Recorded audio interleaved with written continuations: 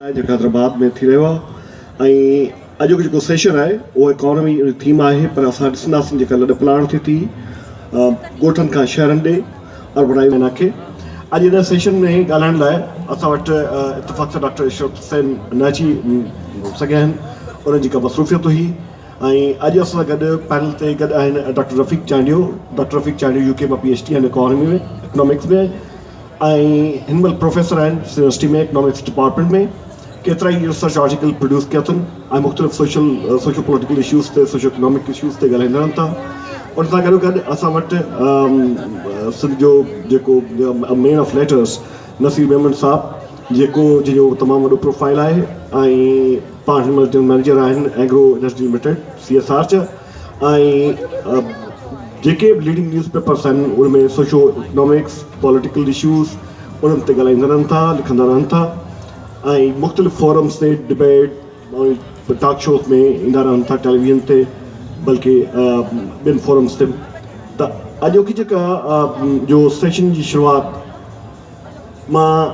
इन सवाल सां कंदुसि डॉक्टर साहब त हीउ जेको सेंसस थियो आहे रीसेंट 19 सालनि खां पोइ 20 सालनि खां पोइ इन सेंसस में जेकॾहिं असां थोरो तकिड़ो जाइज़ो वठूं त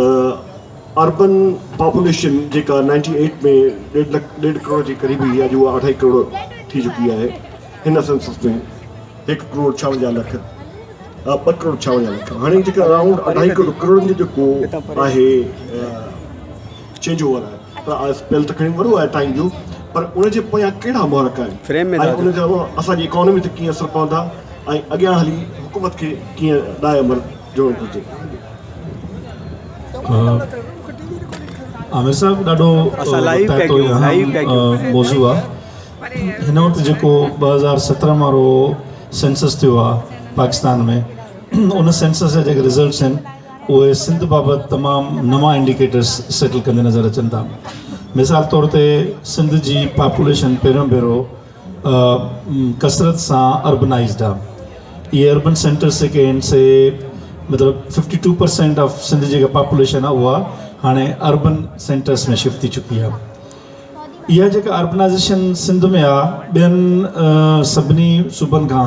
बैलेंस जेको अर्बन सेंटर्स ते वधियो आहे इहो ॿिनि शयुनि जे करे असांखे नज़र अचे थो पियो ॿ शयूं जंहिंजो ज़ियाउल के दौर खां वठी शुरू थियो त जेको सर्विसिस आहिनि ॿाराड़ियुनि में जेके बुनियादी सर्विसिस आहिनि ऐं जेको पुश ऐं पुल फैक्टर चवंदा आहिनि असां वटि इकनॉमिक्स में नौकरियूं जा जेके आहिनि से उहे सभु मौक़ा जेके आहिनि अर्बन एरियाज़ में हुया ऐं जेके सर्विसिस आहिनि एजुकेशन हेल्थ ऐं ॿियूं सभु रोज़गार मामला उहे सभु हुते हुया उन करे माण्हुनि लॾ पलाण शुरू कई अर्बन सेंटर्स ते इहा लॾ पलाण जेका आहे सा ज़ियाउल के दौर खां वठी शुरू थी हुई वेल प्रिडिक्टेड हुई जेका अॼु असांखे इन शेप में मिले थी त असां वटि अर्बन सेंटर्स में असांजी पॉपुलेशन वधीक सेटल्ड आहे हाणे इन जो जेको असांजी जेका ईंदड़ इकोनॉमी आहे उनजी एजेंडा तब्दील थी वेंदी उहा जेका आहे इन मतिलबु आहे त अर्बनाइज़ सेक्टर्स में तब्दील थी वेंदी असांजो जेको घणो तणो मज़दूर आहे उहो अर्बन सेक्टर में ईंदो तफ़ावत इहो आहे अॼु असांजी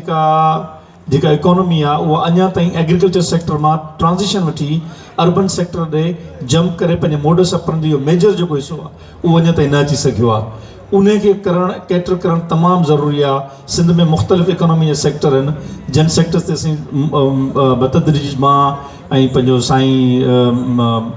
मेमन साहब ॻाल्हाईंदासीं जंहिंजो जाइज़ो वठंदासीं यूथ बि वेठी आहे त काफ़ी हुन ते कचहरी करे सघूं था पिया कहिड़ा कहिड़ा सेक्टर आहिनि उनखे कीअं ॾिसणु घुरिजे सो मां सम्झां थो वॾो चैलेंजिंग इन्वायरमेंट आहे जंहिंखे हाणे नए ज़ावियुनि सां ॾिसण जी ज़रूरत आहे जी नसीब साहब तव्हांखे सेशन में अचण ते भली कार चऊं था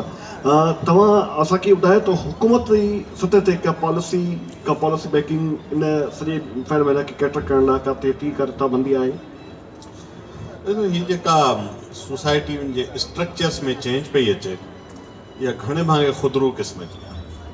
उनजे पुठियां के स्ट्रक्चर्ड प्लान्स के डायरेक्शंस का इन्वेस्टमेंट्स उहा मुंहिंजे मालूमात मुताबिक़ कान पई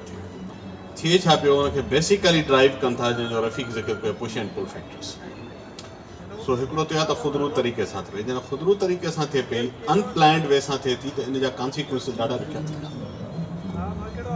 ॿियो हिकिड़ी डायकोटॉमी आहे. डायकोटॉमी छा आहे त मिसाल तौरु अर्बन आहे छा, पहिरियों त हिनखे बि असांखे किथे डिसाइड करिणो पवंदो. हुनमें कई इंडिकेटर्स आहिनि. मिसाल हिकिड़ो त इंफ्रास्ट्रक्चर आहे, रोड ठही वञे, बिल्डिंगूं ठहनि थियूं, डिस्ट्रिक्ट हेडक्वाटर ठही वियो, ऑफिसिस अची वियूं, त हिकिड़ो इन मां फील थी वियो आहे त हीउ अर्बन सेंटर आहे, पॉपुलेशन वधी वई हिकिड़ो इहो आहे. ॿियो अर्बन जो जेको इकोनॉमी जो बेस आहे उहो कहिड़ो आहे. मुंहिंजी नज़र में वधीक इम्पॉर्टेंट फैक्टर इहो आहे. ऐं रफ़ीक हुन सां इंडिकेट कयो त सिंध जो जेको प्रॉब्लम आहे त हीअ धड़ बकरे जो ऐं इहो जेका बाडी जेका आहे उहा रिढजी आहे. त सेंटर्स त इंफ्रास्ट्रक्चर में अर्बन आहिनि, इकोनॉमी जो बेस आहे अॼु बि एग्रीकल्चर ऐं उहा बि प्रिमिटिव एग्रीकल्चर. इहो हिकिड़ो ॾाढो मसइलो आहे. सो जेका नेचुरल प्रोग्रेशन थिए इहो ईअं आहे जीअं तव्हां हिकिड़ा पंजाब में ॿुधा न दूल्हे शाह जा कुआ, त मथे ते हू केप लॻाए छॾींदा त ॿार जे हिसाब सां उहो उनजी ग्रोथ रोकींदा. हाणे सिंध जी अर्बनाइज़ेशन दूल्हे शाह जे कुए वारी आहे. उन में उहा स्ट्रक्चरल शिफ्ट आयो ई कोन्हे. माण्हू चइजे साईं, को माण्हू चइजे साईं वॾो थी वियो आहे, हाणे 25 सालनि जो आहे, पर जेकर ॻाल्हाए 6 सालनि जे ॿार जी उमिरि जो क़दु उहो हुजेसि, मिसाल जी ॻाल्हि आहे, फहम्स इहो हुजेसि, 25 सालनि में हुन ग्रोथ कोन कयो. हाणे सिंध जे अर्बन सेंटर्स जो प्रॉब्लम इहो आहे. ॿी डायकोटॉमी आहे त वरी जेका सिंध जा शहरी इलाइक़ा आहिनि, जिन खे तव्हां शहरी चओ, डिस्ट्रिक्ट हेडक्वाटर इंक्लूडिंग कराची थो मां चवां, उन्हनि जे इंफ्रास्ट्रक्चर ऐं इकोनॉमी में रादर हिकिड़ी डिग्रेडेशन पई थी अचे. सो हिकिड़ो ॿियो फिनोमिना आहे त सिंध जे शहरनि जी रूरलाइज़ेशन पई थी थिए. त हिकु ॾाढो कम्पलेक्स फिनोमिना आहे. उनखे जंहिं तरह सां ट्रीट करणु घुरिजे, जंहिं तरह सां इकोनॉमी जा बुनियाद बदिलजणु घुरिजनि. सो बुनियाद मुंहिंजे नज़र में अर्बन जो इहो आहे त जॾहिं मार्केट जो बेस ट्रेड हुजे, इंडस्ट्री हुजे, तॾहिं उहो ट्रू सेंस में अर्बनाइज़ेशन थींदी. जेकर अञा बि उनजी डिपेंडेंस सिधी या अणसिधी तरह ज़रूरी मईशत ते आहे, उहा मॉडर्नाइज़ न आहे. सो ज़रिए हुजणु ख़राबु न आहे, पर ज़रिए छा असांजी ज़रात मॉडर्नाइज़ थी आहे, मार्केट जे सेंस में, मशीनरी जे सेंस में, इनपुट जे सेंस में कान थी नज़र अचे. सो हिकिड़ो अजीब कॉम्प्लेक्स अर्बनाइज़ेशन आहे. इन जा कॉन्सिक्वेंसिस, इन जा नतीजा ॾुखिया हूंदा. रफ़ीक साहब, ही सिर्फ़ु ट्रेड ऐं कॉमर्स जे पर्सपेक्टिव में अर्बनाइज़ेशन खे न, जीअं रफ़ीक साहब ॻाल्हि कई, त इनखे असां पॉलिटिकल इशू जे तौर ते बि ॾिसी सघूं था, सोशल इशू जे तौर ते बि ॾिसी सघूं था, ऐं उनखे रेगुलेट करण जी ज़रूरत आहे. त तव्हां छा तजवीज़ कंदो त हुकूमत कहिड़ियूं पॉलिसीज़ मुरतब करे, छा इनखे रेगुलेट कीअं करे जो इनखे सही दग ते लाहे? ॾिसो, हुकूमत वटि तमामु घणी चॉइसिस आहिनि. जेकॾहिं हुकूमत जॾहिं असां चऊं था त हिकिड़ी पॉलिटिकल विल जी ॻाल्हि हुजे थी. जेकॾहिं पॉलिटिकल विल हुजे त इन मामले खे इट्स नेवर टू लेट, त हाणे बि ज़रूरत आहे त उनखे प्लान कजे. हीअ सॼी जेका यूथ आहे ऐं जेको असां वटि लेबर आहे, जेको हिकिड़े विच में एग्रीकल्चर ऐं नॉन इंडस्ट्रियलाइज़्ड अर्बन सेक्टर विच ते फाथल आहे, उहो हिकिड़नि जेके अनमीनिंगफुल जॉब्स में ऐं अहिड़े क़िस्म जे उन्हनि में जेका हिकिड़ी डिस्गाइज़ अनएम्प्लॉयमेंट चवंदा आहियूं असां इकोनॉमिक्स में, उन में फाथल आहिनि. उन्हनि सभिनी लाइ हिकिड़ो प्लान करे. सिंध जी पॉपुलेशन एॾो को वॾो मसइलो न आहे रिसोर्स ऐं उन हवाले सां, जंहिंखे प्लान न करे सघिजे हिकिड़े सुठे हिकिड़ी इकोनॉमी में. हिन वक़्तु ताईं जेके असांजा इंडस्ट्रियल सेक्टर्स आहिनि, हाणे माना नटशेल में इहो आहे त सिंध जी इकोनॉमी खे इहो जंप कराइणो पवंदो इंडस्ट्रियल हिकिड़ी सोसाइटी ॾे. इहा ट्रांज़िशन ख़तमु कराइणी पवंदी. जेकॾहिं ट्रांज़िशन ख़तमु नथा कयूं असां, त उनजो नतीजो इहो आहे त जेके सोसाइटीज़ ट्रांज़िशन जे फेज़ में घणो वक़्तु हलंदियूं आहिनि, उन सोसाइटी में उहो जेको ट्रांज़िशन जो फेज़ आहे उहो डिस्ट्रक्शन जो फेज़ आहे. हमेशह उन में सोशल डिस्ट्रक्शन थींदी आहे, सोशल वैल्यू सिस्टम ख़राबु थींदो आहे, जेको सोशल फैब्रिक आहे उहो ॾाढो अजीब हूंदो आहे.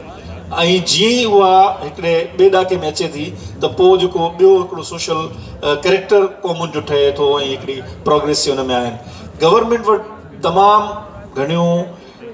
वाज़े ऑप्शन्स आहिनि त उहे सेक्टर्स ऑफ इकोनॉमी जेके अनटच्ड आहिनि. मिसाल तौर ते सिंध में इंडस्ट्रियल ज़ोन्स अञा ताईं कोन ठहिया आहिनि. सिंध जा डिस्ट्रिक्ट्स हाणे जेके आहिनि तमामु घणा पोटेंशियल वारा डिस्ट्रिक्ट्स आहिनि, जिते इंडस्ट्रियल ज़ोन्स ठहणु खपंदा हुया ऐं इंडस्ट्रियल इन्वेस्टमेंट पॉलिसी अचणु खपंदी हुई, न आई आहे. सिंध जो टूरिज़म अनटच्ड आहे, अनटैप्ड आहे. उन में का बि हींअर ताईं कान्हे का जेका इहे तव्हां कॾहिं सैटरडे ऐं संडे ते वञो रुॻो, ऐं तव्हां वञी इंटरनल टूरिज़म जो ॾिसो त माण्हू केतिरा लेजर जे लाइ कींजर खे इस्तेमालु कनि था. तव्हां हैरान थींदो त लखनि में माण्हू आहिनि जेके कराची मां अंदरूनी सिंध जे ॿियनि शहरनि मां अचनि था उन इंटरमिन हवाले सां. पर उनजी जेका किंजर जेका हालत असां कई आहे उहा तव्हां ॾिसी सघो था। माना मां तव्हांखे सची ॻाल्हि ॿुधायां त सिंध जेका ॾिठी आहे, मां इंग्लैंड खां मोटी आयुसि त पोइ मूंखे फील थियो त यार हीअ शयूं त ॾिसण जूं आहिनि, and I still I am exploring Sindh. त उहो सॼो इन क़िस्म जा जेके सेक्टर्स आहिनि इकोनॉमी जा, सिंध में जेके स्पेशलाइज़्ड एरियाज़ आहिनि, उन्हनि सभिनी खे हुकूमत खे टच करे ऐं हिकिड़े मॉडर्न सेक्टर ऑफ इकोनॉमी में खणी अचिणो पवंदो। इन जो मतिलबु इहो आहे तव्हांजे पर्सपेक्टिव में त जेकॾहिं असीं अर्बनाइज़ेशन जी ॻाल्हि कयूं त अर्बनाइज़ेशन लिंक्ड आहे मॉडर्न एग्रीकल्चर सां, अर्बनाइज़ेशन लिंक्ड आहे इंडस्ट्रियलाइज़ेशन सां, ऐं जेकॾहिं इहा इंडस्ट्रियलाइज़ेशन न पई थिए या अर्बनाइज़ेशन जेका नसीर साहब ॻाल्हि कई त ही शाह अब्दुल्ला जी चूहे जी ॻाल्हि आहे त भई उनखे उते सुकेड़े वियो आहे ऐं हू पंहिंजा ख़ुदकारी जे ज़रिए उथे पियो, पर उनखे का बि रेगुलेट न पियो कयो। पर हिकिड़ा के अंग अखर आहिनि त थींदड़ अर्बनाइज़ेशन जेका थिए पई उहा टोटल GDP खे केतिरो कॉन्ट्रीब्यूट थी करे? ॾिसो GDP में हाणे हिकिड़ी एफर्ट थिए पई, हाणे उन एफर्ट ते मूंखे काफ़ी आहिनि त रीजनल GDP जी फिगर्स ठाहिनि पिया। पर हाणे जीअं त सिंध में हिकिड़ो प्रॉब्लम आहे त सिंध में कुझु जेके आहिनि से लिसानी क़िस्म जा मसइला बि आहिनि, इन करे उहा रीजनल GDP इहो हिकिड़ो वॾो क्वेश्चन आहे जेको ओपन आहे। मतिलबु मूं वटि इन बाबति हिकिड़ो पर्सपेक्टिव इहो आहे त उनजी हिन वक़्तु सिंध गवर्नमेंट छो पई कराए, उन छो ज़रूरत आहे। जेकॾहिं पाकिस्तान सॼे में प्लानिंग कमीशन वारा कराइनि रीजन GDP जो त ठीकु आहे, त उहा ॻाल्हि आहे। पर इन क़िस्म जी स्टेटिस्टिकल जेका आहे असांजी जेका डिपार्टमेंट आहे उहो ॾाढो वीक आहे। हिन में असां मुख़्तलिफ़ फोरमनि ते उन्हनि सां इहे डिस्कशन कया आहिनि। मिसाल तौर ते सिंध जो जेको डेवलपमेंट स्टेटस निकिरंदी आहे उहा हमेशह 4-5 साल पुठियां ईंदी आहे। हाणे उन कुझु अपडेट करण जी कोशिशि कई अथनि, पर अञा ताईं बि अपडेटेड न ईंदी आहे फिगर। उन करे इहो ॾाढो मुश्किल आहे त इन जी GDP जो मतिलबु केतिरो हिसो जो कंट्रीब्यूट थिए थो। हाउ एवर सिंध में हिन वक़्तु बि मतिलबु आहे त ॾिसी सघिजे थो त कराची हिकिड़ो वॾो शहर आहे, हैदराबाद, सखर, उन करे इहो हिकिड़ो अंदाज़ो लॻाए सघिजे थो त एग्रीकल्चर जो जेको केतिरे अरसे खां वठी जेको फेल्योर आहे, त इकोनॉमिक जेका आहे कंट्रीब्यूशन्स आहिनि उहे अर्बन सेंटर्स या ॿाहिराड़ियुनि जे सेक्टर्स खां हाणे वधंदे नज़र अचनि था या वधी वेंदा, पर उन जी का स्टेटिस्टिकल इन्फ्लुएंसिस कोन्हनि के असां वटि। इन ई सवाल सां सभु आमिर मां ॿ टे ॻाल्हियूं हिन में अर्ज़ु कयां। ॾिसो ही हिकिड़ी ॻाल्हि सही आहे त असां वटि स्टेटिस्टिक्स जो वॾो मसइलो आहे। अंग अखर गर कंदड़ जेको बेसिक डिपार्टमेंट आहे ब्यूरो ऑफ स्टेटिस्टिक्स आहे, हुनजी हालत ॾाढी ख़राबु आहे, सभिनी खे ख़बर आहे। सो उहा डेटा उहा रिसर्च तव्हांखे नथी मिले, यूनिवर्सिटीज़ में बि कोन्हे, ऐं इहो कमु त बहरहाल गवर्नमेंट जी सतह जो आहे, उहा तव्हांखे डेटा नथी मिले। ट्रेंड एनालिसिस जेकर कंदो त पुठियां 10 सालनि में सर्विस सेक्टर तमामु वॾो जंप वरितो आहे, उहो विज़िबल आहे। एग्रीकल्चर जो contribution in terms of GDP decline थी आहे, इहो ऑब्वियस आहे। हाणे उन ते ॻाल्हाए सघिजे थो त छो घटियो, उन ते ॻाल्हाए सघिजे थो, पर हिकिड़ी ॻाल्हि तय आहे त जेके अर्बन ट्रेंड्स आहिनि इकानमी जा उहे डोमिनेट पिया कनि। एग्रीकल्चर जे मॉडर्नाइज़ेशन ते या एडवांसमेंट ते बि इन्वेस्टमेंट आहे। ॾिसो जेका एग्रीकल्चर जी मॉडर्नाइज़ेशन आहे उन लाइ तव्हांखे इंफ्रास्ट्रक्चर खपे, उन लाइ तव्हांखे मैकेनाइज़ेशन खपे, उन लाइ सॼो फार्मर ॿियो माइंड सेट जो खपे, पूरो टेक्नोलॉजिकल शिफ्ट खपे, उन में वॾो गैप आहे। असां पंजाब इन मामले में निस्बतन बहितर थियो आहे। तव्हां GT रोड सां ट्रेवल कयो, तव्हांखे हर हंधि ते एग्रीकल्चर फार्म मशीनरी जा रिपेयर जा सेंटर इहे तव्हांखे जाब जा मिलंदा, असां वटि घटि आहे। ॿी ॻाल्हि इहा आहे त अच्छा सर्विस सेक्टर जो बि एनालिसिस कजे, मां त इकोनॉमी जो माण्हू कोन आहे, पर मूंखे ख़बर आहे माना हुन में सभ खां वॾो कंट्रीब्यूटिंग फैक्टर वरी डिस्टॉर्शन आहे त उहा रियल इस्टेट आहे। रियल इस्टेट मुतहरिक इकोनॉमी न आहे, इहो हुनजो वॾो प्रॉब्लम आहे। स्टैटिक इकोनॉमी आहे, उहा रोलिंग नथी करे। सो तव्हांखे सर्विस सेक्टर जो जिते वॾो जंप मिले थो, बैंकिंग इंश्योरेंस इन्हनि में त मिले थो, पर उन जा जेकर तव्हां डाइसेक्ट कंदो त उन में वॾो हिसो वरी रियल इस्टेट जो। सो इहो हिकिड़ो ॿियो प्रॉब्लम आहे। अर्बन रियल इस्टेट जो आर्टिफिशियल जेका बूमिंग थिए थी उन जे करे डिस्टॉर्शन आहे। अचूं था त सिंध में अर्बनाइज़ेशन छो न उन तरह सां ग्रो कयो जंहिं पंहिंजे लॉजिकल प्रोग्रेशन थींदी आहे न सोसाइटी, त उन में करे 4 वॾा ड्राइवर्स मुंहिंजे सम्झ मुताबिक़ ॿिया बि हूंदा, पर 4 बुनियादी ड्राइवर्स आहिनि अर्बन इकोनॉमीज़ जा: technology, capital, human resource, infrastructure. ऐं पोइ ऑफकोर्स जॾहिं टेक्नोलॉजी चऊं था त हुन में एजुकेशन शामिल आहे, उहा आइसोलेशन में न। इहे 4 ड्राइवर्स तव्हां सिंध ते अप्लाई करियो, एक्सक्लूडिंग कराची जिते तव्हांखे इन्वेस्टर मिले थो, जिते रिलेटिवली स्पीकिंग टेक्नोलॉजी आहे, रिलेटिवली स्पीकिंग इंफ्रास्ट्रक्चर आहे। बाक़ी सॼी सिंध में न तव्हांखे मॉडर्न इकोनॉमी खे फीड कंदड़ इंफ्रास्ट्रक्चर थो मिले, न तव्हांखे टेक्नोलॉजी थी नज़र अचे, न उहो ट्रेंड ह्यूमन रिसोर्स थो मिले, ऐं नई कैपिटल इन्वेस्टमेंट आहे। वॾे में वॾी असांजे माण्हू जेकर मार्केट में बनीअ खे छॾे का इन्वेस्टमेंट कई आहे त CNG जा पंप हयां था, पर जेका इकोनॉमी खे डाइवर्सिफाई करे, इकोनॉमी खे कैटलाइज़ करे, उहा इन्वेस्टमेंट तव्हां वटि कान्हे का। माना इन्वेस्टर जो माइंडसेट बि तब्दील करण जी ज़रूरत आहे। इन्वेस्टर जे माइंडसेट खां वधीक मसइलो हूंदो आहे इन्वेस्टर खे इनेबलिंग एनवायरनमेंट खपंदो आहे। उहो कीअं खपे? उन में लॉ एंड ऑर्डर खपे, उन में बेसिक इंफ्रास्ट्रक्चर खपे, उन में पब्लिक सेक्टर जो सपोर्ट जो स्ट्रक्चर खपे, पॉलिटिकल डायनामिक्स उहा हुजे। जॾहिं उहे सभु इंग्रीडियंट ई न हूंदा त जेको माण्हू कराची छॾे हाणे वञी था बांग्लादेश ढाका में इन्वेस्ट कनि था, शिफ्ट ॾिसो न, दुबई जे रियल एस्टेट में ऐं ढाका जी गारमेंट इंडस्ट्री में वञी था इन्वेस्ट कनि, हू कराची खां हाणे डिपार्चर पिया कनि, इवन लाहौर फैसलाबाद खां डिपार्चर करे। ठीकु आहे, वाट टू टॉक अबाउट रूरल्स, इहो हिकिड़ा वॾा क्वेश्चन्स आहिनि, मैक्रो पॉलिसीज़ जा मसइला आहे। तो एतिरो आसान न आहे अर्बनाइज़ेशन की असांखे नज़र अचे थी, असां चऊं था ॿ फ्लाईओवर ठही अर्बन सेंटर आहे, नॉट इट, अर्बन सेंटर न आहे। तो उहो हाणे इन इशू खे चारि फैक्टर्स ते वरी ॻाल्हायूं था, पर मां इन खां पहिरियां हाणे जो पॉलिटिकल इशूज़ हुओ त 98 जी जेकॾहिं सेंसस ॾिसंदासीं त 98 जे सेंसस में मुल्क जो अजमल या सिंध जो वॾो जेको कैपिटल वॾो जेको अर्बन सेंटर आहे उहो कराची आहे। हाणे कराची में थींदड़ डेमोग्राफिक चेंज इकोनॉमी में कुछ को इम्पैक्ट कंदी, या उनखे उहा हॉल्ट में आहे, या उहा अनमैनेज्ड आहे, या अञा का उहा उन जा रिपरकशंस पिया निकिरंदा? मुंहिंजे ख्याल में कराची जी जेको मार्केट आहे उन में सीरियस डिस्टॉर्शंस आहिनि। ठीकु आहे, उन में ॿ टे त वॾा इंडस्ट्रियल एरियाज़ आहिनि, उन में जेका डाइवर्सिफिकेशन थी आहे in terms of ethnic configuration उहा ॾाढी विज़िबल आहे, उहा तव्हांखे कराची में साफ़ नज़र अचे थी। उन जा ड्राइवर्स कहिड़ा आहिनि? मिसाल पोयनि 15 खां 20 सालनि में पंजाब जे अंदरि इंडस्ट्रियलाइज़ेशन वधी आहे, ऐं जेको माण्हू पंजाब मां हिते लेबर लाहींदो हो उहो होॾां थो वञे, उनजो हिते हाणे इंट्रस्ट कोन्हे, उनखे को चार्म कोन्हे। बहिराड़ी मां सिंधी ॻाल्हाईंदड़ अचणु शुरू थियो आहे, सराइकी बेल्ट मां लेबर क्लास अचणु शुरू थियो आहे, ऐं ऑफकोर्स पठान हिकिड़ो स्टेप ॿियो वरितो आहे त हू लेबर खां वधी जेके ही मार्केट जा इन्वेस्टर आहिनि मीडियम साइज़ जा, उन में पख्तून ॾाढो क्लेवरली एंटर थियो। ठीकु आहे, सही। सो हाणे इहा पर जेका बेसिक जेके इंडस्ट्रियल एरियाज़ आहिनि उन्हनि में का बुनियादी शिफ्ट न आयो आहे। एथनिक डाइवर्सिटी त लेबर आहे न, लेबर त इनपुट आहे न। मां इन टर्म्स ऑफ आउटपुट ॻाल्हि थो कयां त आउटपुट में को मेजर शिफ्ट न आयो आहे। तव्हां जेकर ट्रेंड ॾिसंदो पुठियां 10-15 सालनि जे कराची जी इंडस्ट्रीअ जो, उहो स्टेटिक आहे, रादर गारमेंट तव्हांजी ॿाहिरि निकिती आहे हितां। सो मूंखे हिकिड़ो स्टेगनेंसी प्रोलॉन्ग थींदे नज़र थी अचे, उनजो नतीजो इहो आहे जंहिंजी ॻाल्हि रफ़ीक बि कई पई त हीउ ट्रांज़िशन जे फेज़ जो प्रोलॉन्ग थियणु जेको आहे इहा को सुठो सवण कोन्हे को, इन में सोसाइटी इम्प्लोजन में वेंदी आहे, ऐं असां हींअर इम्प्लोजन जे फेज़ में आहियूं सिंधी सोसाइटी। त उनजा कहिड़ा नतीजा निकिरी सघंदा जेकॾहिं इहो प्रोलॉन्ग थियो अञा ऐं उनखे न सोसाइटी रेगुलेट कयो, न रियासत जी तरफ़ां का रेगुलेशन मिली, तो छा थी सघे थो? कहिड़ा नतीजा निकिरी सघंदा? तव्हां कॉन्सिक्वेंसिस वञी ॾिसो पिया न, हिकिड़े क़िस्म जो सोशल क्योस आहे हींअर। सर्विसिस जेके पब्लिक सेक्टर जूं उनजी हालत तव्हांजे साम्हूं आहे। इवन प्राइवेट सेक्टर इकोनॉमी ते कीअं इम्पैक्ट करे सघे? इकोनॉमी तव्हां ॾिसो, इकोनॉमी ते इम्पैक्ट ॾाढो विज़िबल आहे त जेका शइ वधे पई उहा छा आहे, डिस्पैरिटी पई वधे, अनइवननेस पई वधे। हिकिड़ा माण्हुनि वटि वेल्थ एबनॉर्मली वधीक एक्यूमुलेट थियण लॻी आहे,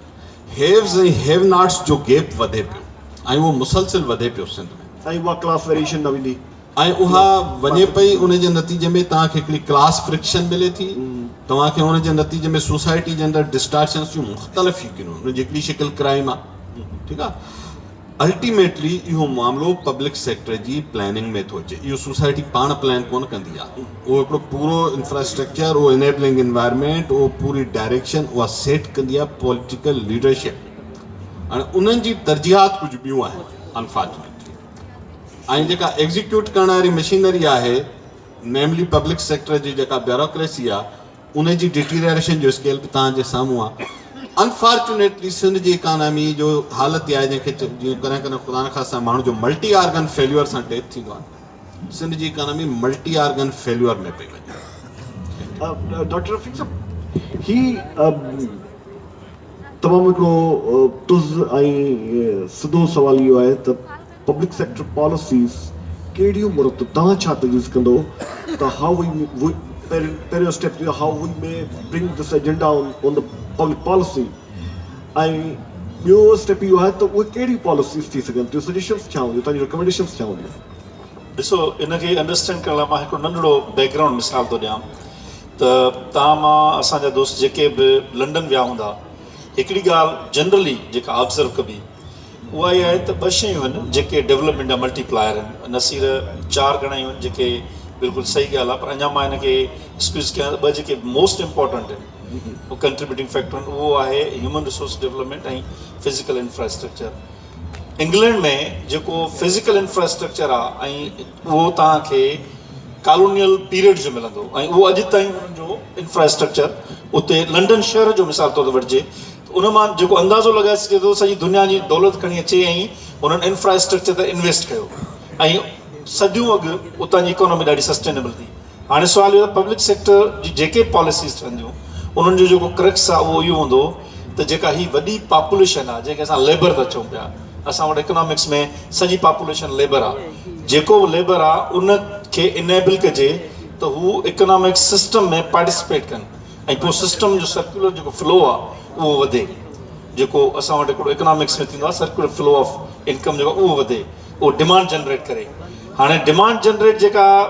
जीअं नसीर चयो त जेके अर्बन सेंटर्स आहिनि उहे विदाउट सपोर्टेड बाय जेको इंडस्ट्रियल सेक्टर्स ऐं जेका रियल सेक्टर जो प्रॉब्लम छा आहे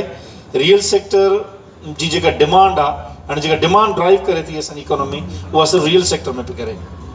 उनजो मतिलबु आहे त हाणे रियल सेक्टर में तव्हां मिसाल तौर ते हिकिड़ो नंढो मिसाल इहो आहे त उन में वरी कासमाबाद जूं प्राइसिस छो वधीक आहिनि नंढिड़ो मिसाल न करे आहे छो त उन में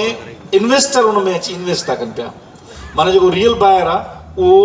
पंहिंजी तमामु घणियूं कास्ट भरे ऐं पंहिंजे लाइ वठंदो आहे छो त हिकिड़ी जेका आहे कॉर्नर काइंड ऑफ आहे हिकिड़ो नंढिड़ो इनकम ग्रुप आहे जेको ॿारनि मां क्वालिफाई कंदो नेक्स्ट इनकम ग्रुप में ऐं उहो माइग्रेट कंदो शहरनि ॾे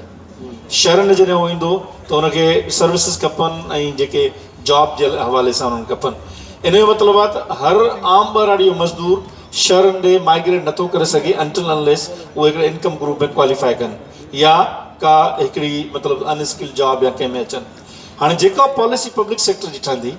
उन पॉलिसी जो क्रक्स आहे उहे इहे ॿ शयूं हूंदियूं इन्हनि ॿिनि शयुनि ते ह्यूमन डेवलपमेंट फिज़िकल इंफ्रास्ट्रक्चर इहे कंड्यूसिव एनवायरमेंट तयारु कंदा ऐं पोइ भले तव्हां प्राइवेट इन्वेस्टर खे आणियो प्राइवेट इन्वेस्टर छा आहे असांजो हिते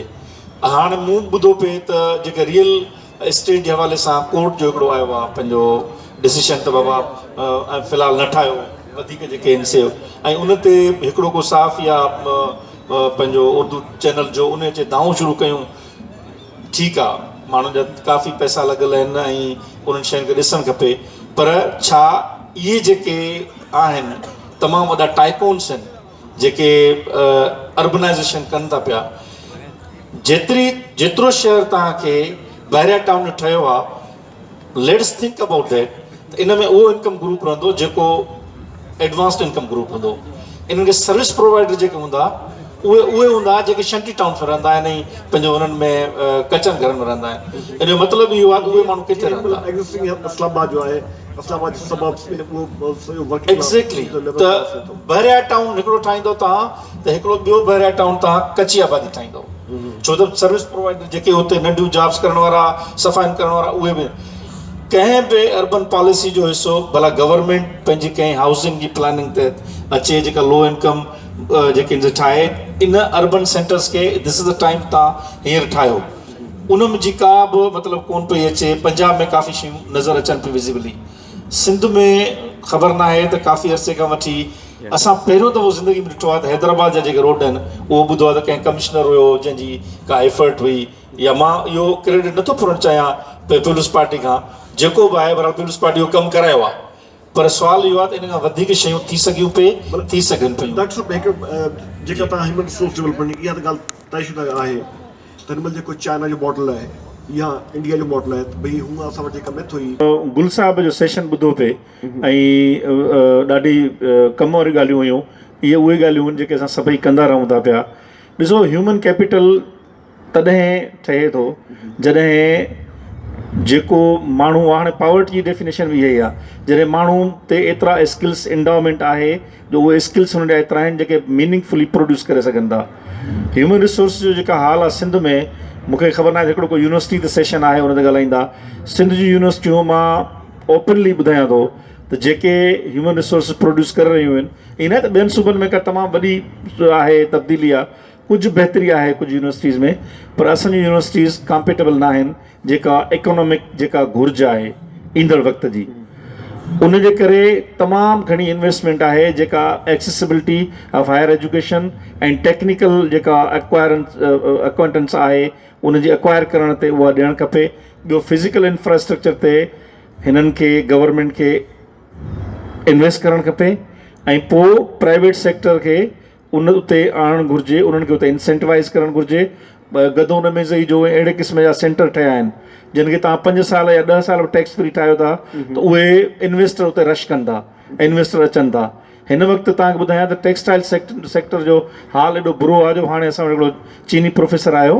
सो उन जो असां हुन ट्रेडिशनली प्रोग्राम रखियो हल तोखे जेको हली घुमायूं था पंहिंजो इहो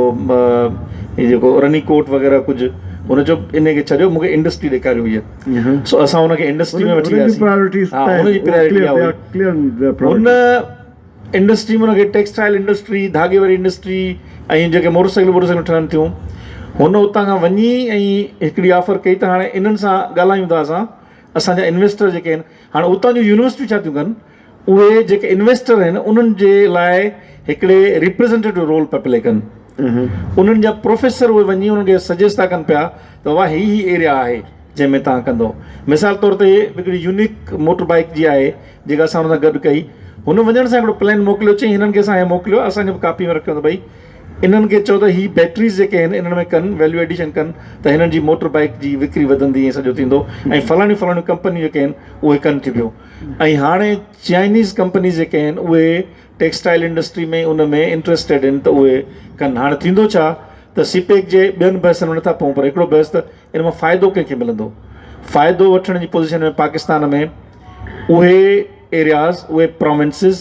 उहे कम्यूनिटीज़ हूंदियूं जेके उन जे लाइ तयारु थींदा। हीअ जेका ॻाल्हि गुल साहबरनि कई आहे ॾाढी इंपॉर्टेंट आहे। असांजो शागिर्द जेको निकिरे थो उहो केतिरो स्किलफुल आहे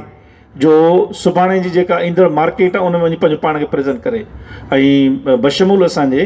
जेके यूनिवर्सिटी में तयारु कयूं पिया उहे इन लाइ काफ़ी कोन्हनि। I am sorry to say असांखे we need to do something. In CPEC जे कॉन्टेक्स्ट में ॻाल्हाईंदासीं अॻियां हली त सीपैक जेका असांजो ही इमर्जिंग फेनोमेना आहे अर्बनाइज़ेशन जो, सीपैक इन खे कीअं हथी वठाईंदी या इन खे कीअं रेगुलेट करे सघे थी या रियासत खे कीअं सपोर्ट करे सघे थी। पर ह्यूमन डेवलपमेंट जे कॉन्टेक्स्ट में नसीर साहब जेको ऑस्ट्रेलिया जो मॉडल आहे हिनमहिल उहो कंटेंट नॉलेज खां स्किल डेवलपमेंट ॾे शिफ्ट आहे in order to generate more economy, they need to survive. हिनमहिल असां वटि जेको स्टेप टॉक खां वठी या उन्हनि जा जेके एफिलेटेड स्कूल्स आहिनि, ॿियो कहिड़ो इंस्टीट्यूशनल अरेंजमेंट आहे in order to cater this demand? Institutional arrangement को एॾो सॉलिड फुटिंग वारा कोन्हनि। स्टेविटा जस्ट वेरी बेसिक, उनखां सवाइ हिकिड़ो बेनज़ीर यूथ प्रोग्राम कुझु शुरू थियो, अनफॉर्चुनेटली उनखे जंहिं तरह सां हलणु घुरिजे उनजो डिज़ाइन फॉल्ट्स बि हुया ऐं उनमें पॉलिटिकल इशूज़ बि हुया। तव्हां रुगो पंहिंजे हिन रीजन मां 2-3 एग्ज़ाम्पल था खणो जिन जी इकोनॉमिक में शिफ्ट आयो आहे, उनखे स्टडी करणु घुरिजे न। मिसाल बांग्लादेश, थाईलैंड, मलेशिया, ये 2-3 एग्ज़ाम्पल खणो था। बांग्लादेश हिकिड़े एकड़ ते बि शायदि फुटी कोन्हे पोखींदो। जेतिरी पाकिस्तान जी टोटल एक्सपोर्ट आहे उन खां वधीक उनजी गारमेंट जी एक्सपोर्ट आहे थ्रू वैल्यू एडिशन। सवर जी इंडस्ट्रियल एरिया में तव्हां हलिया वञो, इंडस्ट्री उन्हनि जी बेसिक आहे, एक्सीडेंट्स थियनि था, सेफ्टी स्टैंडर्ड्स जो मसइलो आहे, पर ह्यूज फॉरेन इन्वेस्टमेंट तव्हांखे मिले थी ऐं उन्हनि स्किल लेबर प्रोड्यूस कई। Thailand is a massive shift, to be very frank उनखे माण्हू लेबल कंदा त ही प्रोस्टिट्यूशन इकोनॉमी आहे। ठीकु आहे, तव्हां बैंकॉक खां, मां 10 सालनि जे दौरान फ्रीक्वेंटली ट्रेवल कयो त मूंखे ऑब्ज़र्व कयो आहे, बैंकॉक खां Pattaya, Pattaya is a favourite destination of tourist, partly for wrong reason, partly for good reason, for beaches etc. इहो सॼी जेका 1.5-2 कलाकनि जो रस्तो हुयो, इहो ॿिन्ही पासे सवाइ चांवरनि जे खेतनि जे कुझु न हूंदो हुयो 10 साल अॻु। ऐं हींअर तव्हां वञो त ऑटोमोबाइल जी मोस्ट एडवांस कंपनीज़ जा उते तव्हांखे सेटअप मिलनि था। इन्वेस्टमेंट उन्हनि कई आहे, हिन लोकल ह्यूमन रिसोर्स ट्रेंड करायो आहे उनखां हुननि इन्वेस्टर्स सां गॾु कुझु कंडीशन्स रखियूं इन्वेस्टमेंट तव्हां आणींदो प्रॉफिट्स तव्हां कमाईंदो 3 सालनि 5 सालनि अंदरि एतिरो ह्यूमन रिसोर्स क्रिएट कंदो ऐं टेक्नोलॉजी ट्रांसफर कंदो that very smart move Malaysia is very good example another example Pakistan जो प्रॉब्लम इहो आहे त जेकर असां लेबर एक्सपोर्ट कयो बि आहे त उहे असांजे मिडल ईस्ट में केरु आहिनि मिसाल ड्राइवर आहिनि राजा आहिनि को सऊदी अरब में खजुनि जा वणनि ते चढ़णो हूंदो तव्हांखे ख़ैरपुर वारो मिली वेंदो पर इहो तमामु घटि हूंदो त वोकेशनल ऐं टेक्नोलॉजिकल इंटरवेंशन्स में असांजो माण्हू वञे उहो तव्हांखे घटि थो मिले लो एंड लेबर में थो मिले लो एंड लेबर में जेका मार्केट आहे जंहिं ते तव्हां थ्राइव करे सघो था सोसाइटी खे उहा लो एंड लेबर कान्हे यूनिवर्सिटीज़ हिकिड़ो पासो न यूनिवर्सिटी त थोरो हाई एंड प्रोड्यूस करणु घुरिजे न हाई एंड जो कॉम्पिटिशन अलॻि आहे IT जी एॾी सारी टेक्नोलॉजी आहे हाणे रोबोटिक्स पई अचे इन मैसिव वे पई अचे रोबोटिक्स यू नो इहे अञा नवां चैलेंजिस जिन ते असां वटि ॻाल्हि ई नथी थिए असां वटि सॉरी टू से जेको इहो राग हले थो न फेसबुक वग़ैरह तो एॾो सुपरफिशियल आहे मिसाल तौर रोबोटिक्स जे करे हिकु रोबोट अमेरिका में 6.5% के मार्केट मां डिस्प्लेस पियो थो करे 6.5% देयर आर डिफरेंट मतिलबु स्टडीज़ आहिनि पर हिकिड़ी फिगर इहा साम्हूं आई आहे ऐं एतिरो रैपिडली वधे पियो त मूंखे हिन में को बि डाउट कोन्हे त 3 या 4 सालनि खां पोइ हीअ तव्हांजे ताजमहल होटल आहे हिते 10,000 रुपए जे भेरे जे बजाए हिकिड़ो रोबोट बीठो हूंदो 3 माण्हुनि जो कमु कंदो ऐं 25,000 में रोबोट मिली वेंदो ये IT जी टेक्नोलॉजी छा केॾो रैपिडली उहा फास्ट थी आहे रोबोटिक्स ईअं ई पई थिए टोटली हिकिड़ो नओं जहान इकोनॉमी जो ऐं इहा टेक्नोलॉजी हाणे बॉर्डर्स ते महदूद कान रहंदी त हीअ अमेरिका ईजाद कयो अमेरिका वटि रहंदी हीअ रही अमेरिका वटि छा हीअ महदूद रही छा पॉसिबल कोन्हे को सो असां वटि त हिकिड़ी ॿियूं वरी ग्लोबल फिनामिना जा चेंज पिया अचनि जंहिंजी असां ABC खां वाक़ुफ़ु कोन आहियूं यूनिवर्सिटीज़ तयारु कोन्हनि हुकूमत तयारु कोन्हनि सोसाइटी तयारु कोन्हे का इन जे नतीजे में तव्हांखे हीउ जेको हीउ इंटरनल क्राइसिस आहे न सोसाइटीअ जो हर माण्हू वेल्थ एक्यूमुलेशन जे पुठियां आहे असां मां तव्हांखे एग्ज़ाम्पल ॾियां असां वटि थर में असां कमु करियूं था न हिकिड़ी वरी लर्निंग पे मुंहिंजी ख़ुदि थिए जेकर ॾींहं में 10 दरख़्वास्तूं अचनि थियूं उन्हनि मां 8 अहिड़ा आहिनि जिन वटि 2 MA हिकिड़ी LLB बि कयल अथनि ऐं विहारियो जेकर 3 सीटूं पंहिंजे ई सब्जेक्ट जूं 4 सब्जेक्टनि जा नाला ॿुधाए छॾनि ऐं सुभाणे नौकिरी ॾे इट्स वेरी बैड सिचुएशन ऐं पोइ क्लेम छा आहे लठ झंडो खणी बीह था रहूंसीं असां सां पंजाब ज़ुल्म पियो करे असांजा नौजवान ग्रेजुएट धिका पिया कनि पॉपुलर सेंटेंस आहे where is the quality private investor त पब्लिक सेक्टर कोन्हे न जेको नौकिरी खपाईंदो उहो त क्वालिटी खपे उनखे त आउटपुट ॾींदड़ हथु खपे ऐं ब्रेन खपे ट्रेंड स्किल्ड हथु खपे ऐं वेल स्किल्ड ब्रेन खपे सही इहे लेक्स आहिनि तंहिंजे करे मां इहो सम्झां थो त जेकर असां हिन शइ खे सीरियसली एड्रेस न कयो त पोइ इहो मुज़मतूं मुतालबा ऐं बुख हड़तालूं हूअं ई करियूं पिया अञा बि कंदा रहंदासीं डॉक्टर साहब इन ई कॉन्टेक्स्ट में त असां वटि जेको ह्यूमन रिसोर्स आहे हाणे हिन ह्यूमन रिसोर्स खे बुनियादी जेका कंटेंट नॉलेज आहे उहा ई कान्हे जेकर यूनिवर्सिटी जो स्टूडेंट आहे उन जी प्राइमरी एजुकेशन ठीकु न आहे सेकेंडरी एजुकेशन ठीकु न आहे त हायर एजुकेशन छा वठंदो ऐं अॻियां प्रोग्रेशन छा कंदो असां सोसाइटी सॼे माहौल में कहिड़ो किरदारु अदा करे सघे थी सिविल सोसाइटी आमिर हिकिड़ो ॾाढा अजीब फिनोमिनन जेके सिंध में मिलनि था मिसाल तौर ते let's be honest to each other हाणे माना हिक ॿिए खे सच न चवंदासीं त ॾाढी ॾुखियूं ॻाल्हियूं आहिनि मिसाल तौर ते मूंखे हिकिड़ी ॻाल्हि ॿुधायो त असांजे सभिनी हाई स्कूलनि जे इम्तिहाननि में हिकिड़ो जनरल कंसेंट आहे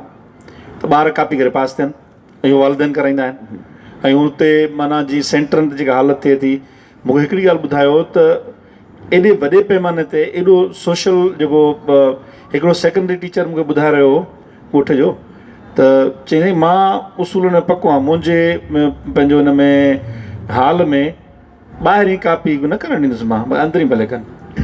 हाणे उहो माना छा था असां प्रोड्यूस कयूं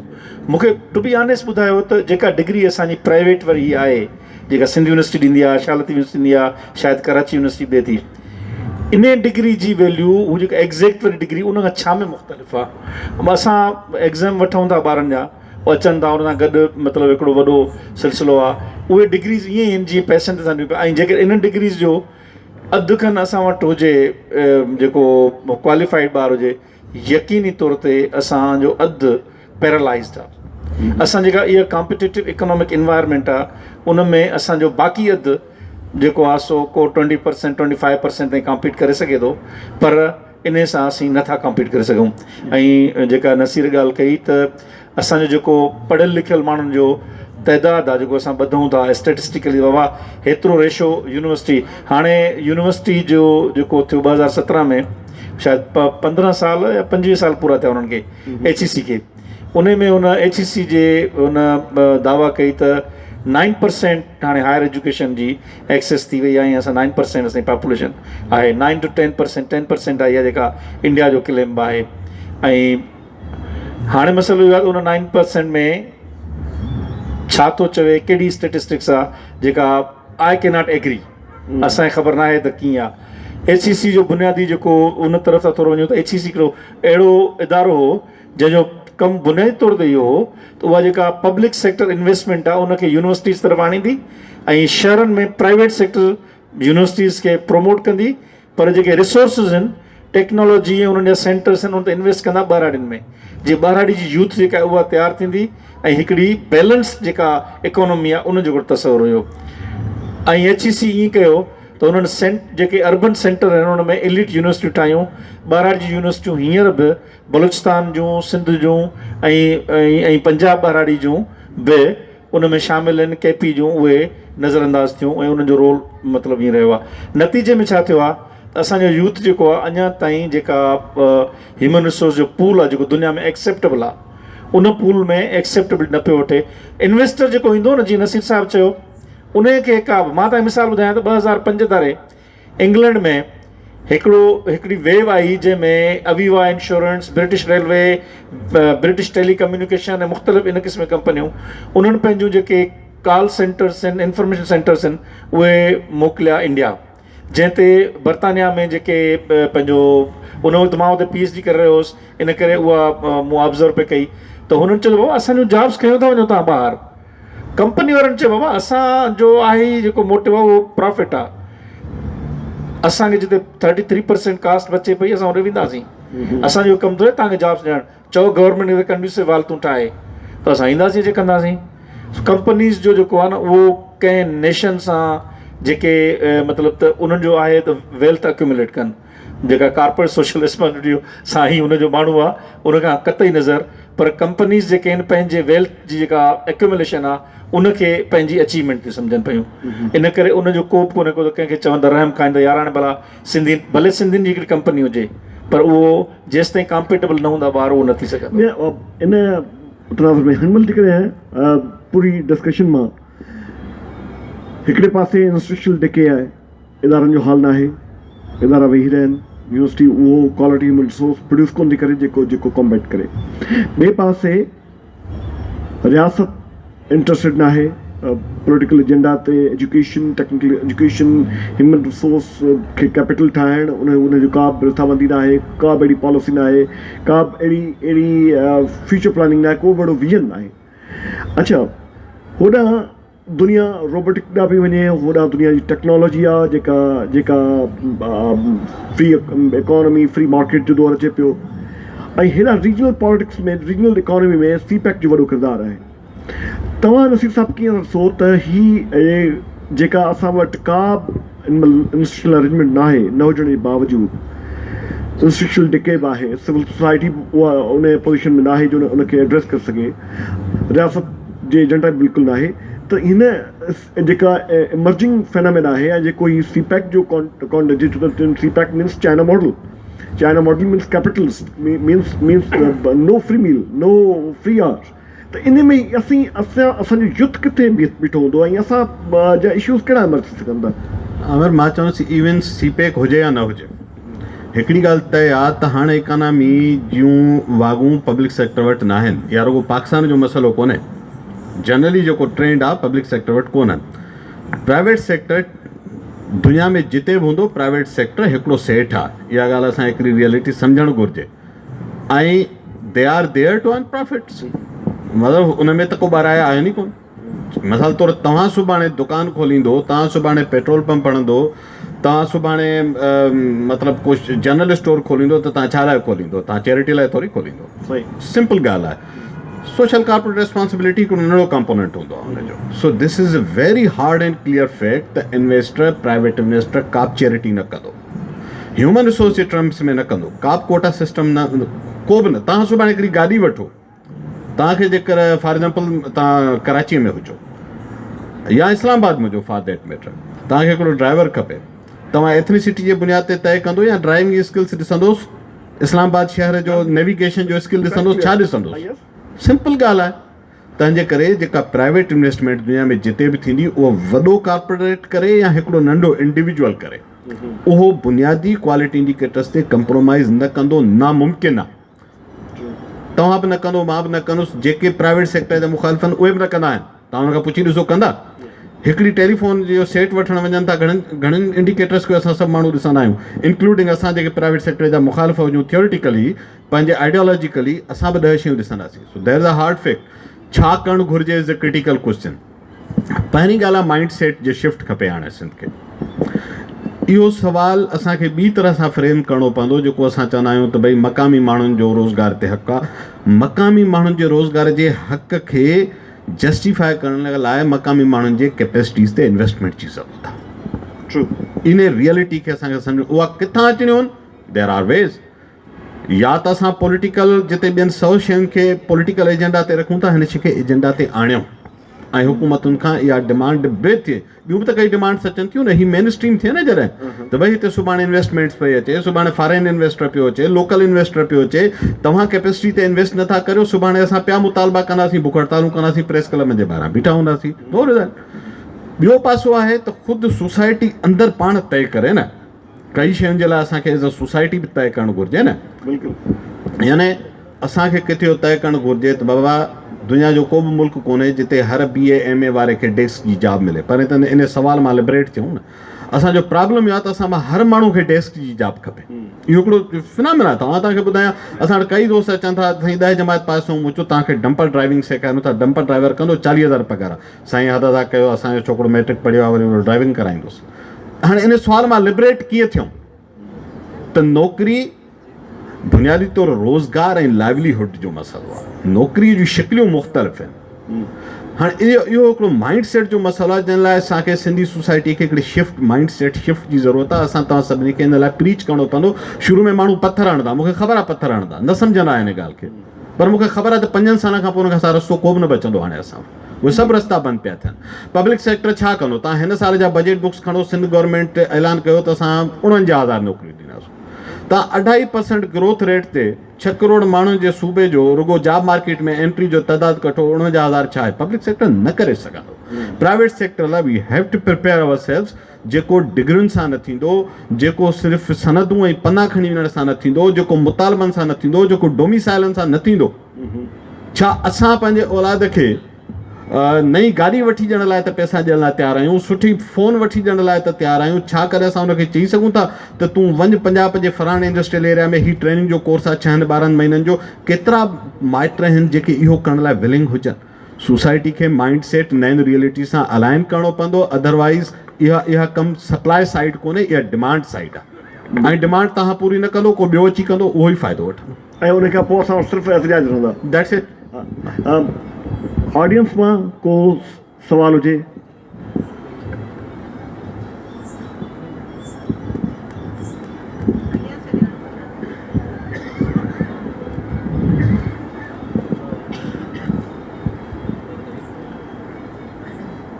अच्छा, अस्सलाम वालेकुम। अच्छा सर, हिते ॻाल्हि थी पई त जेको आहे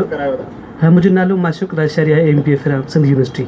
अच्छा सर, हिकिड़ी ॻाल्हि थी पई हिते त जेको आहे लोकली इंडस्ट्रियल एरियाज़ या शिफ्ट थियणु खपे, इंडस्ट्री शिफ्ट थियणु खपे। अनफॉर्चुनेटली असां वटि हिकिड़ो अॼुकल्ह बूम हले पियो रियल एस्टेट जो, काफ़ी बूम हले पियो। जी में HDA अची वियो, DH अची वियो,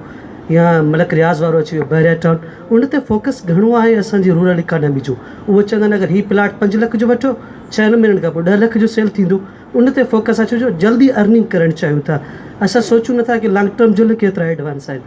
मतिलबु केतिरा बेनिफिट्स असां वठी सघूं था अगरि का इंडस्ट्री लॻाए सघूं। पर असांजे एग्रीकल्चर इकानमी जो बि सत्यानाश थिए पियो ॾींहों ॾींहुं। जेको कमनि जो अघु ई नथो मिले त पोइ एग्रीकल्चर इकानमी ते केरु फोकस कंदो? चवंदो यार फ़ाइदो कहिड़ो अहिड़ी ज़मीन रखां, सुभाणे सुठो आहे त कराची में वञा या इस्लामाबाद में वञा या लाहौर में वञा, रियल एस्टेट बिज़नेस में इन्वेस्ट कयां, उते प्लाट वठां, उते माण्हू कयां। हिते त मुंहिंजो कमंद बि 130 रुपए माण्हू खे विकमजे। सवाल अच्छा सवाल इहो आहे त असां ग्लोबल फैक्टर बि हिकिड़ो अचे पियो मर्जब जेको नेशनलिज़म जेके पॉपुलिज़म चऊं पिया ब्रेक्ज़िट अची वियो या असांजो हुते ट्रंप वेठो आहे जेको चए पियो भई इमिग्रेशन इज़ नॉट अलाउड तव्हांखे नथो लॻे त सुभाणे अरब कंट्रीज़ बि अचनि बाबा इनफ इज़ इनफ हाणे असां पंहिंजे लोकल माण्हू खे नौकिरी ॾींदासीं तव्हां ड्राइवरनि जे लाइ या ॿियनि जे लाइ असां वटि हाणे सभु शयूं बंदि थी वियूं आहिनि जेकर उहा लोध असां वटि अचे उनखे कीअं एब्ज़ॉर्ब कजे ऐं उनजे लाइ आई थिंक पब्लिक सेक्टर जो त ईअं सत्यानाश आहे त भई हाणे नौकिरी त पैसनि ते खपाइणी आहे ॿियो त कुझु करिणो ई कोन्हे को ठीकु आहे भले क़ाबिल माण्हू हुजे या क्वांटिटी बि असां वटि घणी आहे यूनिवर्सिटीज़ एतिरियूं कैंपसिस खोले छॾियूं आहिनि जिते हाणे हेक वारा बि चवनि था त सिंध यूनिवर्सिटी वारा एमफिल न कराइनि ठीकु आहे सर उहो हिकु वारनि कुझु डिपार्टमेंट्स लाइ चयो आहे जिते कैपेसिटी मसइलो ईअं न चयो त सिंधी यूनिवर्सिटी एमफिल न कराए थोरो सुवाल खे सही कयो चलो ठीकु आहे चलो इहो सवाल ठीकु आहे मां मुख़्तसिर कमेंट कयां त पोइ साईं हुन ते ॻाल्हाइनि हिकिड़ो त जेको तव्हां चयो त सुभाणे अरब वारा न कनि सुभाणे न उहे कल्ह करे चुका अथव ठीकु आहे नो मोर एंट्री ब्रेक्ज़िट इन ई इकोनॉमी जो प्रेशर हो छा थियो ब्रेक्ज़िट में इट्स अ क्लासिकल स्टडी जेका असां सिंध वारनि खे पढ़णु घुरिजे रियली ब्रेक्ज़िट सम्झणु घुरिजे असांखे ब्रेक्ज़िट छा थियो यूरोप में जॾहिं बॉर्डर्स ओपन थिया ऐं लेबर जी फ्री मूवमेंट शुरू थी त ईस्टर्न यूरोप जो जेको चीप लेबर हो जेको हुतां जे कंटेक्स में जीअं त असां पठान लो कास्ट लो एंड लेबर तो रहंदो आहे उहे जॾहिं हिकिड़ी वॾी एंट्री कई हुन बर्तानिया जे मार्केट में त हीउ जेको नंढो नंढो कारोबार हो ही जेके तंदूरनि खां वठी सेल फोन जूं सिमूं खपाइण ताईं जेतिरा बि नंढा नंढा बिज़नेसिस आहे उहे विदिन नो टाइम टेक ओवर करे विया ॿियो छा थियो त हुननि खे यूरोपियन इंटीग्रेशन जे करे सिटीज़न प्रिविलेजिस फॉरन पे मिलियूं as compare to Punjab Pakistan मां या इंडिया मां या बांग्लादेश मां केरु वेंदो हो त उहो हुन लाइ बर्ड न हो इकोनॉमी जो कंट्रीब्यूटर हो हू आया पे ॿिए ॾींहं खां घर बि खपनि पे सोशल सिक्योरिटी पे मिली पई जॉब प्रायोरिटी बि मिली पई ऐं मार्केट में बि छांइजी आहे नतीजे में लोकल जेको बर्तानवी हो उहो स्क्वीज़ थियणु लॻो ब्रेक्ज़िट उन जो ई रिएक्शन हो हीउ इकोनॉमी जो रिएक्शन हुयो ऐं इहा शइ इकोनॉमीज़ जे अंदरि हाणे ईंदी छो त मूं गुज़ारिश कई त जीअं टेक्नोलॉजी वधे पई उन जे नतीजे में जेको ही मैनुअल लेबर आहे इहो स्क्वीज़ पियो थिए असांजे लाइ कटिंग एज जेका असां ह्यूमन रिसोर्स जेकर प्रोड्यूस न करे सघियासीं मां वरी बि चवां थो क्लार्क मास्टर ऐं ड्राइवरनि खां किसो चढ़ियल आहे जेके मार्केट जी नए एंड जी जेका हाणे कॉम्पिटिशन आहे इहो ज़हन में रखिजो त हाणे मार्केट में ॿाहिरि जेको लेबर आहे न उहो मैनुअल लेबर न अथव कई हज़ारे ड्राइवर इन जे करे कंपेटेबल न रहिया आहिनि इन जे करे जो हाणे हू उबर जे सिस्टम खे फॉलो नथा करे सघनि ऐप नथा करे सघनि सो जेको पहिरियों ख़्यालु हो न त ड्राइवरी त भला ग़रीब माण्हू कंदो अणपढ़ियल कंदो 5 दर्जा पढ़ियल कंदो हाणे उहा बि न करे सघंदो सो मिनिमम टेक्नोलॉजिकल रिक्वायरमेंट्स खां सवाइ असां वटि बि को फ्यूचर न रहंदो इन मतिलबु ई बि तव्हांजी ॻाल्हि बिल्कुलु सही आहे त इंटरनेशनल इदारनि में इहा तहत उनखे फंक्शनल इंग्लिश लैंग्वेज अचणु घुरिजे लॉग बुक कंप्यूटर ते मेंटेन करणु अचे गाॾी जो मिसाल जे तौर ते तव्हां जेकॾहिं उबर या करीम जी ॻाल्हि कई त उन में उनखे ऐप यूज़ करणु अचे उनखे मैप भई GIS सिस्टम जी ख़बर हुजेसि बिल्कुलु ॿियो को सवाल मुंहिंजो नालो मोहम्मद ज़ाहिद खोसो आहे मुंहिंजो तालुक़ु इकनॉमिक्स डिपार्टमेंट सां आहे नसीर महमद साहब जो सुवालु आहे त सिंध में जेका इलीगल अर्बनाइज़ेशन थिए पई ख़ासि करे कराची में जेके पठान बिहारी ऐं बंगाली अचनि पिया इलीगली त उहे सिंध में जेके लोकल माण्हू आहिनि उन्हनि जे रोज़गार ते धाड़ो पिया आणनि त इन ॾिस में वफ़ाक़ी हुकूमत खे ऐं सिंध हुकूमत खे छा करणु खपे त उहे माना त कराची में न अचनि ऐं जेके लोकल माण्हू आहिनि उनखे उहे रोज़गार मिले जेके हू पिया वठनि ऐं इन जो लॉ एंड ऑर्डर ते कहिड़ो माना ख़राबु असरु आहे ख़ासि करे कराची में ऐं अंदरूनी सिंध में मां इन ते गुज़ारिश करियां ऐं ॻाल्हियूं थोरी रफ़ीक चओ न त हिक ॿिए सां हाणे सच ॻाल्हायूं मुंहिंजो ख़्यालु आहे इहो पॉलिटिकल नैरेटिव हो जेको हाणे मिसप्लेस्ड आहे उहो हाणे उन तरह सां कंटिन्यू न करे सघंदो शहरनि जे अंदरि को माण्हू तव्हांजी अपॉर्चुनिटी ते धाड़ो तॾहिं हणंदो जॾहिं तव्हां स्पेस छॾींदो there is no other way अञा ताईं असांजा माण्हू घणा दोसा हलंदासीं 1947 में जना साहब ऑर्डिनेंस कढियो उनजे करे 1947 हुयो उनखां पोइ मुंहिंजो पंहिंजो ज़ाती ओपिनियन आहे त 70 80 जे ॾहाके खां पोइ कराची असां खां फुरी घटि वई असां विञाई वधीक आहे pardon me for this blunt से असांजो माण्हू कराची में जेकर वञी इहो लो एंड लेबर कंदो जंहिं लाइ तव्हां चओ था न त पठाण अची धाड़ो हणे थो पठाण धाड़ो नथो हणे तव्हां ख़ाल छॾियो था मां ख़ाल छॾियां थो पठाण ख़ाल ऑक्यूपाए करे थो इनखे को बि ला कोन रोके सघंदो आहे बिल्कुलु प्लेन टर्म्स में ॿुधायां, देयर इज़ नो लॉ जेको तव्हांखे रिस्ट्रिक्ट करे त तव्हां ॿिए हंधि वञी जॉब न करे सघंदो। वाहिद जवाबु आहे त सिंध जो माण्हू उन लेबर सख़्तु पोरे टफ जॉब ऐं नवनि स्किल्स लाइ पाण खे तयारु करे, अदरवाइज़ असांखे जॉब मार्केट में एंट्री न मिली सघंदी। Thank U. आख़िरी सवाल जी जी सर, मुंहिंजो नालो साबिर हुसैन आहे, सिंध यूनिवर्सिटी IBA डिपार्टमेंट सां तालुक़ु रखां थो। मुंहिंजो सुवालु इहो आहे त जेकॾहिं असां में जेको असांजो लेबर आहे बहिराड़ी जो या हिते जो जेको बि लेबर आहे उन में जेकॾहिं उहे स्किल्स ऐं उहे माना हर शइ अची वञे, उन में इम्प्रूवमेंट्स अची वञनि उन्हनि जे स्किल्स में, ऐं उहो स्किलफुल लेबर थी वञे, त छा जेके अर्बन एरियाज़ में जेके लेबर तबिको आहे उहो जेके बि जॉब्स वग़ैरह आहिनि या उन्हनि ते क़ाबिज़ आहे, त छा हुकूमत उन्हनि खे माना त जीअं पठाणनि जीअं भाउ ॻाल्हि पे कई त ॿाहिरियां माण्हू क़ाबिज़ थी विया आहिनि, असां अनस्किल्ड आहियूं, असांजो लेबर जेको अनस्किल्ड आहे,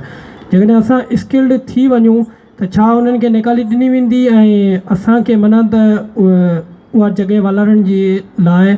माना उते असांखे जॻह ॾिनी वेंदी? दादा हीअं आहे त हुकूमत सभु नौकरियुनि खे कंट्रोल न कंदी आहे। हुकूमत जेके हुकूमत जे कारोबार हलाइण जे नौकरियूं जिनखे पब्लिक सेक्टर चवंदा, उन्हनि नौकरियुनि ते हुननि जो कंट्रोल आहे। ॿियो जेको वॾो सेक्टर आहे उहो प्राइवेट सेक्टर आहे। जेको तव्हांजो सुवालु आहे उन उहो हिकिड़ो सादो सुवालु आहे, हिन जो सादो जवाबु इहो आहे त जेकॾहिं तव्हां हिकिड़े स्किल सेट एटीट्यूड उन सां गॾु उहो कमु कयो था जेको ॿाहिरियों माण्हू करे थो, त तव्हां उन ॿाहिरे माण्हू खे ड्राइव आउट करे वेंदो। ठीकु आहे, उन जे लाइ कंहिं हुकूमत जी ज़रूरत कोन्हे, कंहिं ॿिए जी ज़रूरत कान्हे का। हा, उन में जेका डिस्क्रिमिनेटरी फैक्टर आहे उहो डिस्क्रिमिनेटरी फैक्टर जेको कंहिं ज़माने में चयो वेंदो हुयो, जी नसीर साहबु चयो, हाणे उन जी गुंजाइश कान्हे का। मूं तव्हांखे जेको मिसाल ॾिनो बर्तानिया जी जेको उन्हनि जो कंपनीज़ जेके ॿाहिरि वियूं, सुवालु इहो आहे त उन वांगुरु असांखे थियो छा त हिंदुस्तान में जेका IT लिटरेसी आई उहा एॾी कॉम्पिटिटिव हुई। मां जॾहिं लंडन में वेही ऐं पंहिंजे BT बिल बाबति पुछा कंदो हुउसि या का बि ॿी इंफॉर्मेशन खपंदी हुई त मां जंहिं माण्हू सां ॻाल्हाए रहियो हूंदो हुउसि उहो बॉम्बे में वेठो हूंदो या दिल्ली में।